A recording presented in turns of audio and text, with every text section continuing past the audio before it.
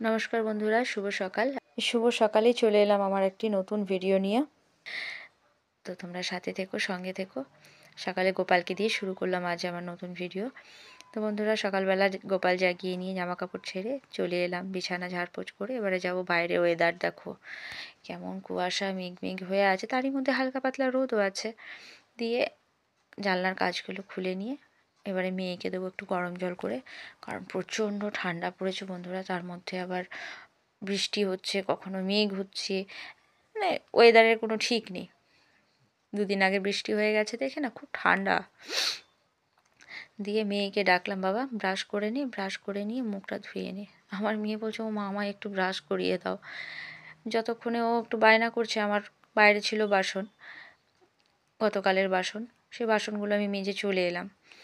দেখলাম ও বায়না করছে, একটু ঘোরাঘুরি করছে, পড়তে বসেছিল ভোরবেলা। দিয়ে এসে আমায় জড়িয়ে ধরছে, মা আমি একটু ব্রাশ করিয়ে দাও, তুমি তো বড় হয়েছো বাবা, এবার একা একা করে নাও। দিয়ে যাই হোক, নিজেই করে নিল। আমি কোলগেট লাগিয়ে দিলাম ব্রাশে, দিয়ে চলে এলাম জলের বোতলগুলো নিয়ে। জল ভরে নিয়ে চলে এলাম, কারণ আমাদের তো সম্পূর্ণ সব তোলা জলে কাজ। কারেন্ট চলে গেলে বা সময় পেরিয়ে গেলে ভারী অসুবিধা হয়। দিয়ে সব জামা কাপড়গুলো কাচা ধোয়া করে নিয়ে একেবারে স্নান করে চলে এলাম ফুল তুলে নিয়ে। যাই হোক বন্ধুরা, ফুল তোলাটা তোমার দ্বারা দেখাতে পারিনি, প্রচণ্ড ঠান্ডা লাগছে বাইরে, খুব তাড়াহুড়ো করেই চলে এলাম, কারণ চাদর নিয়ে যাইনি। স্নান করে সঙ্গে সঙ্গে ফুল তুলে নিয়েছি। শীতকাল তো, প্রচণ্ড মুখ হাত চড়চড় করছে, তাই আগে একটু মুখে ক্রিম লাগিয়ে নিলাম। দিয়ে এবারে দেখো একটু রোদ বেরিয়েছে, ভারী সুন্দর লাগছে, একদম আমার গোপালের গায়ের কাছে এসে পড়ছে জানো। আমার গোপালও ভারী আরামে আছে। আর এখন ঘড়িতে বাজছে 8:35। চলে এলাম, একটু চা করে দেবো। বড়মশাই যাবে কাজে, আর মেয়ে খেয়ে বসবে আবার পড়তে। ভোরে বসেছিল পড়তে, দিয়ে আবার একটু বায়না, বাচ্চা তো সবসময় তো প্রেশার দেওয়া যায় না। ওকে একটু হরলিক্স বানিয়ে দেবো, আর আমাদের একটু চা করে নেবো। যদিও আমি চাটা এখন খাবো না, একটু পুজো করে নিয়ে খাবো। তবে আবার আমার কী অবস্থা জানো তো, আমার বড়মশাই বলে যে তুমি চা খাওয়ার থেকে, তার থেকে ভালো তুমি শরবত করে খেয়ে নাও। কি না, আমি চাটা একদম সম্পূর্ণ জুড়িয়ে না গেলে না খেতে পারি না। খেতে পারি না বলবো না, ঠিক কোথাও গেলে তাড়াহুড়োয়, আমি কোথাও গিয়েও চা খাই না, কারণ এই তাড়াহুড়ো করে খেতে হবে, সেই কারণে তাড়াহুড়ো করে ঠিক চা খাওয়া হয় না। চাটা জুড়িয়ে যায়, তাতে শীত গ্রীষ্ম বর্ষা কি। অনেকে বলে তুমি শীতকালে অত ঠান্ডা চা খাও কী করে, তবে আমার অভ্যাস।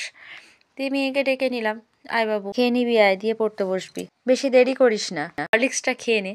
দিয়ে ও হরলিক্স খেতে চলে এলো, আমরা আবার চাটা খাবো আর কি, মানে আমি পুজোটা করে নিয়ে খাবো। চলে এলাম ঠাকুরের কাছে, সব মোছা ধোয়া করে নিয়ে ঠাকুরের বাসনগুলো ধুয়ে নিয়ে তারপরে পুজোটা করে নিয়ে আমি চাটা খাবো। ততক্ষণে আমার চাটাও জুড়িয়ে যাবে। তো ঠাকুর আসনের নিচটাতে মুছে পরিষ্কার করে নিয়ে বাসনগুলো ধুয়ে নিয়ে একেবারে চলে এলাম, এবারে পুজো করে নেব। মেয়ের পরীক্ষা বলে যে তাড়াতাড়ি তা নয়, তবে যেদিন আমার খুব মানে দেরি হয়ে যায়, ভারী অসুবিধা হয়, মনে হয় যেন সকাল সকাল স্নান, পুজো আর রান্না, এই তিনটে জিনিস হয়ে গেলে মেয়েরা ভারী নিশ্চিন্ত। এই যে রান্নাটা হয়ে গেছে কিছুটা, ভাত করেছি, ডাল করেছি, মেয়ে খেয়ে স্কুলে যাবে। ডাল করেছি বলতে ডালটা বসিয়ে দিয়ে এসেছি, ভাতটা আমার 1 ফুট হয়ে গেছে। তারই ফাঁকে স্নান করা, গোপালকে খেতে দেওয়া সব কমপ্লিট করে নিলাম।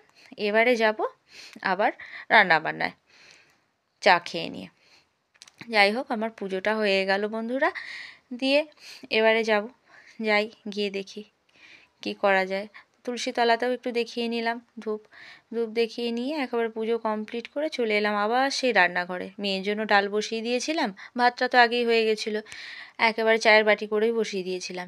দিয়ে ঠাকুরের যে প্রসাদটা পেলাম কাজু কিশমিশ, সেটা মেয়েটাকে 2টো দিলাম, আমি 2টো খেলাম। খেয়ে নিয়ে এই দেখো 1 সপ্তাহ ধরে পড়ে আছে। এসেছিলো মা আর দিদা, আমি এবারে কচুর শাক খেতে ভালোবাসি, দিদা সেই কোথা থেকে নিয়ে এসেছে। হয়নি জানো তো, নেমন্তন্ন ছিল 2 জায়গায়, তো বাড়িতে আর করে ওঠা হয়নি। যে সেইগুলো যতটুকু যা খারাপ হয়েছে বাদ দিয়ে যতটুকু বেরোয় সেটা খাবো। দিয়ে এইটা আজকে ব্যবস্থা করছি। আর যে কচুগুলো সঙ্গে রয়েছে, আমি আমার ভীষণ ভালোবাসি খেতে, সেইগুলোকে সাইড করে রাখছি, ওটা আবার আরেকদিন হবে, এটা ঠিকই আছে, অসুবিধা কিছু নেই। দিয়ে এটাকে ব্যবস্থা করে রেখে এবারে মেয়ের স্কুল টাইম হয়েছে, মেয়েকে স্নান করিয়ে রেখে ভাতটাকে জুড়োতে দিয়ে যাব মেয়েকে একেবারে তৈরি করতে। স্নানটা করিয়ে দিয়ে এসেছি, আমার মেয়ের চুলটা একটু বড় বড় তো, তো সেই কারণে প্রচণ্ড ভিজে গেলে ভারী অসুবিধা হয়। তো অল্প জল দিতে বলেছি, ও আবার কী করেছে, ঝপ করে গিয়ে 1 মগ জল মাথায় ঢেলে দিয়েছে, এবারে ভিজে চুল, ভারী অসুবিধা হয়ে গেছে। আর এই দেখো আমার বড়মশাই ইলিশ মাছ আর পাঠিয়ে দিয়েছে বেতো শাক। তো বেতো শাকটা, কচুর শাক বেতো শাক একসঙ্গে আর করবো না, বেতো শাকটা আমি একটুখানি বেছে রেখে দেবো, কালকে করব। আজকে আর এটা চাপ নেব না, এটা আছে থাক। দিয়ে এই বেতো শাকটা বেছে রেখে একেবারে চলে এলাম মেয়েকে খাওয়াতে, ডাল দিয়ে আলু ভাতে দিয়ে ভাত। দিয়ে দেখছি মেয়ে এসে চুলটা তো ভিজিয়ে ফেলেছে, সেটা মুছিয়ে দিলাম ভালো করে চুলগুলো, ভালো করে আঁচড়া, নাহলে আবার সেই একেবারে ভিজে থাকবে। বলছে আমি নিজেই আঁচড়ে নেবো।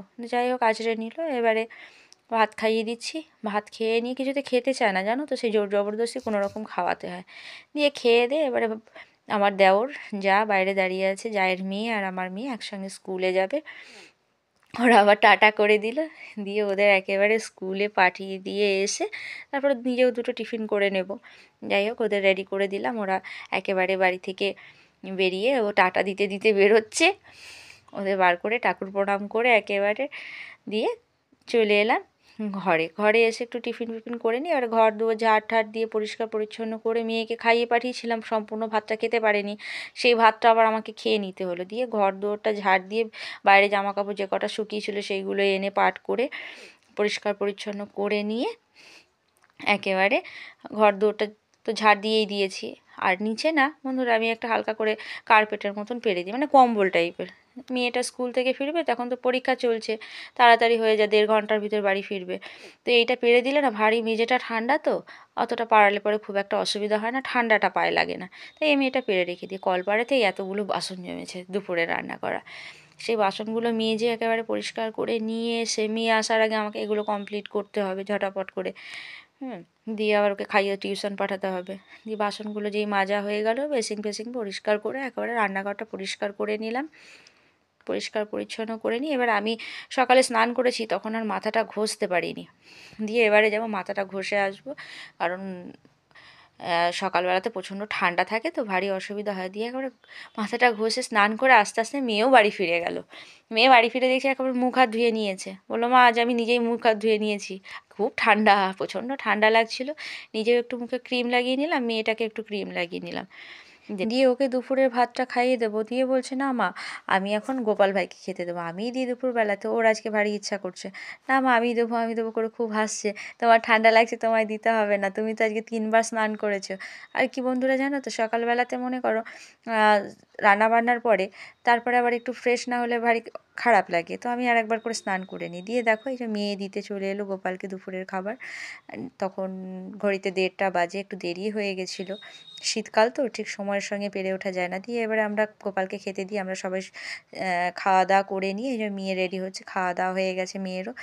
দিয়ে এবার মেয়েকে টিউশন পাঠিয়ে আবার বিকালের কাজের জন্য রেডি হচ্ছি। বন্ধুরা আজ এই পর্যন্তই, ভালো থেকো সকলে, টাটা।